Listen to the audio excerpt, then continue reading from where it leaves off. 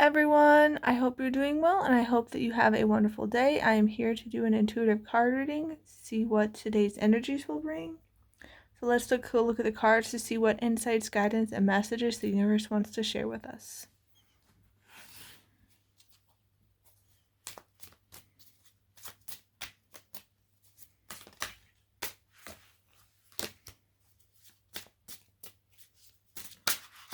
Okay. So we have Five of Shells, Hope, Readjustment. Yeah, that's the thing. So many of us, we can fixate on the negative. And I think part of that's just how society conditions us, because it's like, think about the news. They're always bombarding us with all this negativity. They rarely share any exciting, happy, hopeful stories. Not that they never do, but if you look at the majority of it, it's negative. It gets us, in that fear, paranoia, worry, doubt kind of mentality. And so we're just kind of conditioned to go, think that way, to look for the bad. Like, I look at my family, they're always, looking for the bad. They're always, being pessimistic. And like, I think it was my dad who told me, he's like, oh yeah, I actively expect the worst because then I can't be disappointed. It's like, if you're always expecting the worst, like, I guess you can't be disappointed, but I think you could still be disappointed. It's like, oh, it actually played out the way I thought it would. That's disappointing. But like, why are you putting all that energy in the negativity? We can choose differently. And, it may be easier said than done, especially if you don't have practice. But why would we enter life to just be miserable all the time? Like, yeah, life has its ups and downs. It has its good, its bad. It has its contrasts. And like, not everything's going to go, to our preferences, but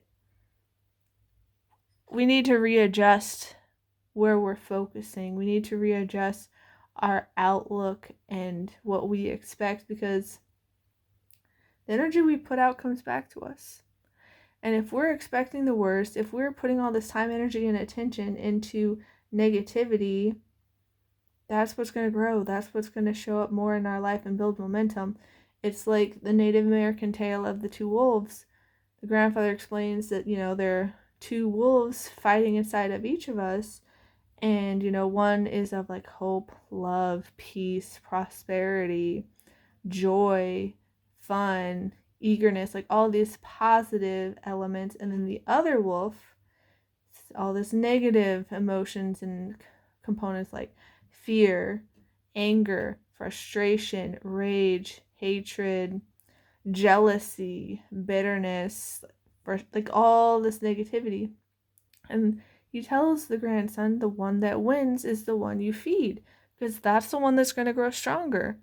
Where you spend your time, energy, and attention will grow. So what are you feeding? What are you growing? What are you nurturing? What seeds are you planting in your garden and watering and tending and helping grow?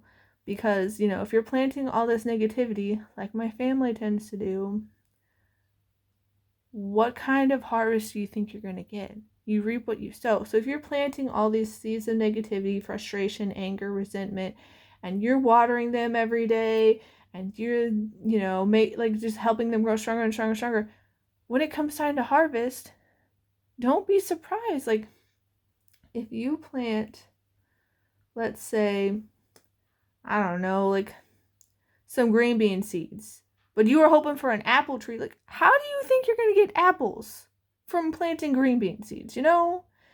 If you're wanting, peace, happiness, love, joy, abundance, like all these things, like, why would you plant the opposite seeds? Why would you plant seeds of lack, of hatred, of bitterness, like frustration, jealousy, all this negativity? Like, how can you expect to have a bountiful harvest of positivity if all you're doing is planting the negative, Or if, like, you plant the seeds of positivity, but then you're choking it out by watering it down with all this negativity. And so if we can readjust our focus, if we can, make more conscious intentional, purposeful choices on what we're focusing on what kind of energy we're bringing to the situation, on what kind of energy we're putting out into the world, the kind of narratives we're telling ourselves, it's going to make a world of a difference. If we can trust the process more, if we can trust the universe, if we can have hope and faith that things are working out in our favor, because the universe uses anything and everything. So if we can just trust, and if you heard rustling in the background, Suki's playing with her tissue paper, but if we can just trust that it's going to be okay, that the universe has our back, because the universe knows all the different components in play, and it can use anything for our benefit. It can use anything to get us where we need to go. So we don't need to get so caught up in the little details and, fear and doubt and anxiety and all of that, because it's going to work out for us. I promise. I wish you all a wonderful rest of your day. Please take care, and I'll see you next time. Bye.